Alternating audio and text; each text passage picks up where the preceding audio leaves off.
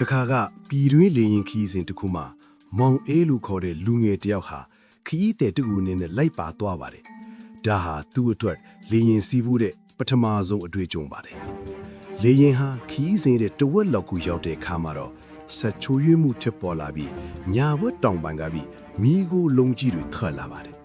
ခီးတဲ့အားလုံးဟာလေရင်အချိန်မရွေးပြတ်ကျနိုင်တယ်လို့စိုးရင်ပြီးအယမ်းကိုထိတ်လန့်သွားကြပါတယ်တချို့ကဆူတောင်းကြတချို့ကငိုကြနဲ့မကြခင်ပါပြီလေရင်တစ်စင်းလုံးအထိတ်တလန့်ဖြစ်ပေါ်မှုတွေစူညံတန်နေနဲ့ရှုပ်ထွေးမှုတွေပြည့်နေသွားပါတယ်ဒါပေမဲ့မောင်ရေးကတော့ကြွာချပါတယ်သူဟာစုလည်းမတောင်းတယ်လို့ငိုလည်းမငိုပါဘူးအဲ့ဒီအစားဘာမှမဖြစ်တဲ့အလားရှင်လန်းနဲ့မျက်နှာနဲ့သူ့နေရာမှာတီတီငင်ငင်ထိုင်နေပါတယ်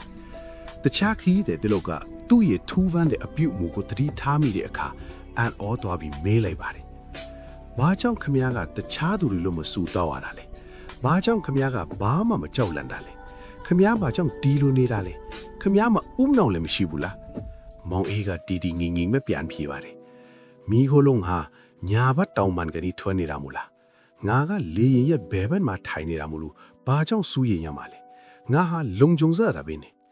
အဲ့ဒီအချိန်မှာတခြားသူကပြန်ရှင်းပြလေလေရင်ပြက်ကျသွားရင်ဘဲဘက်ညာဘက်ဆိုတာမရှိပါဘူးလေရင်တစ်စင်းလုံးပြက်ကျမှာပါ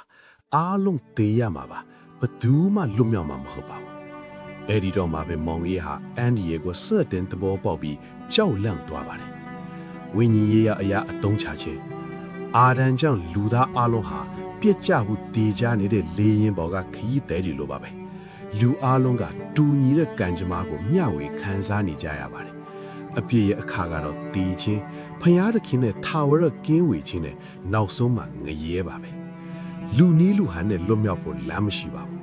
ကိုချင်းသားကမကေတင်နိုင်ဘူးပညာသားကမကေတင်နိုင်ဘူးကိုဖြူပြင်းပြောင်းလဲခြင်းကမကေတင်နိုင်ဘူးဘာသာရေးကလည်းမကေတင်နိုင်ပါဘူးဘာဖြစ်လို့လဲဘာကြောင့်လဲဆိုတော့လူသားမျိုးသားယခုဟာအာရန်နဲ့အတူအဖြစ်အောက်မှာချုပ်လောင်ခံထားရတာဖြစ်လို့ပါလေဒီကနေ့ခရိယန်များစွာကမူလအဖြစ်ကိုမယုံကြည်ကြတော့ပါဘူးဘာသာရေးကိုင်းဆွေများစွာကလည်းအဲ့ဒီအကြောင်းကိုတခါမှတောင်မကြားဘူးပါဘူး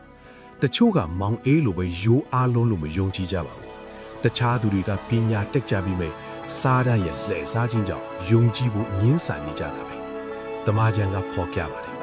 ခတ်သိမ်းသောသူတို့ဟာအာရန်အဖြစ်သေခြင်းတို့ရောက်တဲ့ကဲ့သို့ခတ်သိမ်းသောသူတို့ဟာခရစ်တော်အဖြစ်အသက်ရှင်တော်တို့ရောက်ရကြလက်တမသင်ဟာအာရန်၌ရှိနေသလားသို့မဟုတ်ခရစ်တော်၌ရှိနေပါသလား